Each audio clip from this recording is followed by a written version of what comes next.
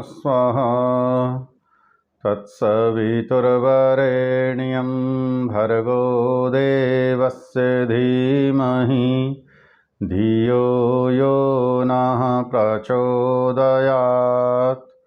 ओम। सभी को नमस्ते जी। आर्योद्देश्य रत्नमाला स्वाध्याय श्रृंखला में आप सभी का स्वागत है। आज क्रम संख्या 38 विषय जाति, इस बिंदु पर हम सब स्वाध्याय करेंगे। जैसा हम व्यवहार में देखते हैं, लोक में देखते हैं, इस समाज में भिन्न भिन्न प्रकार की जातियां हैं।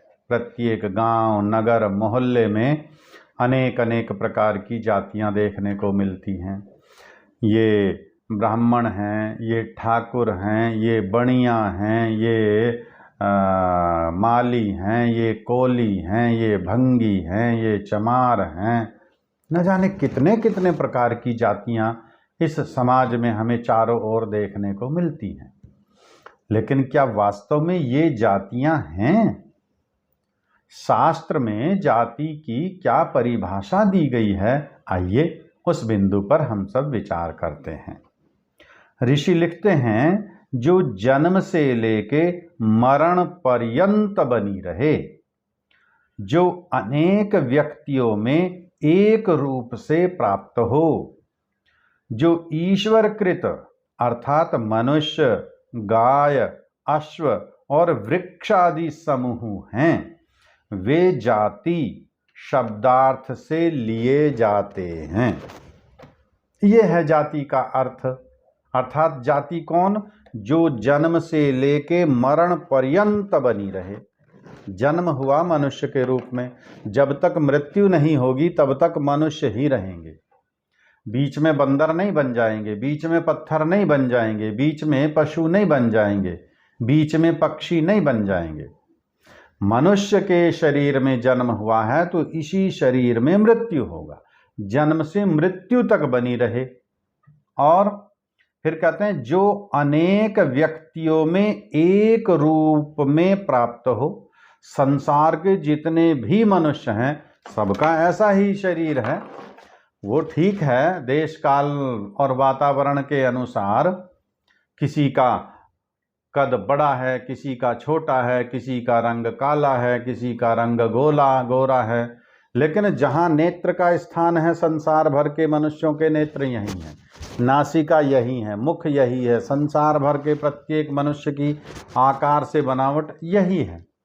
और अनेक जितने भी व्यक्ति हैं, व्यक्ति का अर्थ यहाँ इकाई से लिया जाता है। जैसे जामुन के वृक्ष हैं तो जामुन के जितने भी वृक्ष हैं सब एक से हैं। गाय संसार भर में जैसी हैं वो सब एक सी हैं। घोड़े संसार भर में जैसे हैं वो एक से हैं। तो इसका नाम जाति है। जो ईश्वरकृत, जो ईश्वर के द्वारा रचना जिसकी की गई है, ये ब्राह्मण, ठाकुर, बनिया आदि ये तो मनुष्यों के बनाए हुए हैं। ये कौन सी जाति का है? ब्राह्मण जाति का। ये कौन सी जाति का है? ठाकुर जाति का। ये कौन सी जाति का है? बनिया जाति का। ये कौन सी जाति का है? ये जाट जाति का है।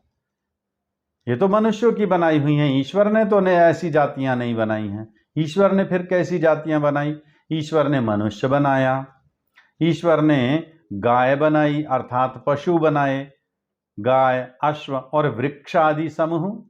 वृक्ष, पशु, पक्षी, कीट, पतंग, इन सब की अपनी जातियां हैं। इनका नाम जाति है। शास्त्र कहता है, समान प्रसवात्मिका जाति, अर्थात जिसकी प्रसव प्रक्रिया एक समान है, जिसका उत्पन्न होने की प्रक्रिया एक समान है, वो सब जाति में आते हैं।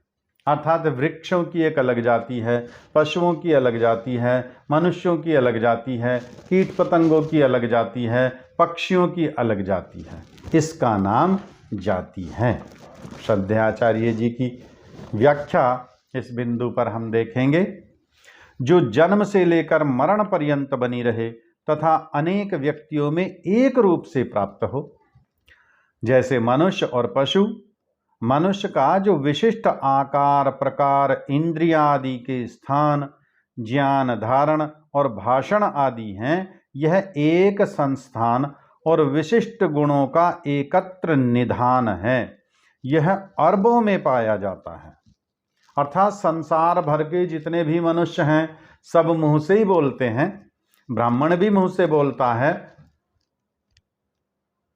बनिया भी मुंह से बोलता है, जाट भी मुंह से बोलता है, चमार भी मुंह से बोलता है, भंगी भी मुंह से बोलता है। तो ये जातियां नहीं हैं, ये सारी ही एक ही जाति में आते हैं, अर्थात ये सब मनुष्य जाति हैं। यही अनेकों में पाया जाने वाला गुण युक्त संस्थान विशेष जाति से कहा जाता है। इसी का नाम जाति है, जो अनेकों में एक समान हो। अर्थात जो बनिया का शरीर वो भी ऐसा, जाट का शरीर भी ऐसा, ठाकुर का शरीर भी ऐसा, अन्य जो हमने बना रखी हैं समाज में जातियां, वो संसार भर के मनुष्यों में एक समान है। जो पृथक पृथक अरबों लोग हैं उन्हें व्यक्ति कहा जाता है। व्यक्ति का अर्थ एक इकाई। इन व्यक्तियों में जाति निहित होती है। मैं एक व्यक्ति हूं मनुष्य जाति का, दूसरा एक व्यक्ति है वह भी मनुष्य जाति का, जापान का एक व्यक्ति है वह भी मनुष्य जाति का, चीन का एक व्यक्ति है वह भी मनुष्य जाति का। तो जो सब में एक समान लक्षण पाए जाते हैं वो एक जाति के। व्यक्ति नष्ट होते रहते हैं, जाति नष्ट नहीं होती है। जाति कभी नष्ट नहीं होती। व्यक्ति का जन्म हुआ, मृत्यु हो गई, लेकिन संसार भर में मनुष्य जाति तो थोड़ा ही समाप्त हो जाएगी। वो तो उत्पन्न होते रहेंगे, मरते रहेंगे। गाय का जन्म होता रहेगा, मृत्यु होती रहेगी, गाय जाति तो समाप्त नहीं होगी। वृक्ष उत्पन्न होते रहेंगे, सूखते रहेंगे, लेकिन वृक्ष जाति तो समाप्त नहीं हो सकती। पशु का भी संस्थान विशेष और गुण का एकत्रीकरण जाति से कहा जाता है। और यह भी सभी अरबों खरबों पशुओं में, जिन्हें व्यक्ति कहते हैं, निहित होता है।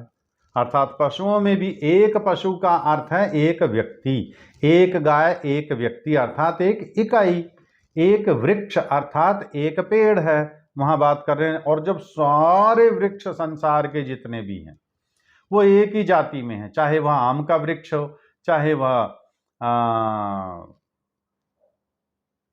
केले का वृक्ष हो, बरगद का वृक्ष हो, पीपल का वृक्ष हो, वृक्ष सारे वृक्ष जाति में ही हैं। ईश्वर ने मनुष्य, गाय, अश्व और वृक्ष आदि जो निर्मित किए हैं इन्हें जाति से कहा जाता है। यथा मनुष्य जाति, पशु जाति, पशुओं में गौ जाति, अश्व जाति तथा वृक्ष जाति आदि। ये सारी जो जातियां हैं जो ईश्वरकृत बनाए हुए हैं। पशु जाति है, पशु में अलग हो गया, गाय जाति अलग, घोड़ा जाति अलग, ऊंट की जाति अलग, हाथी जाति अलग, वो अलग हो गया, ठीक है, लेकिन हैं सारे पशु ही। वृक्ष सारे वृक्ष ही, और संसार भर के मनुष्य वृक्ष ही। तो जो ईश्वरकृत रचना है यही जाति से जाना जाता है। जो समाज में प्रचलित जातियां हैं ये सब अविद्या के कारण, अज्ञानता के कारण प्रचलित हैं, वास्तव में ये जातियां नहीं हैं। आप सभी का बहुत बहुत धन्यवाद। सभी को नमस्ते।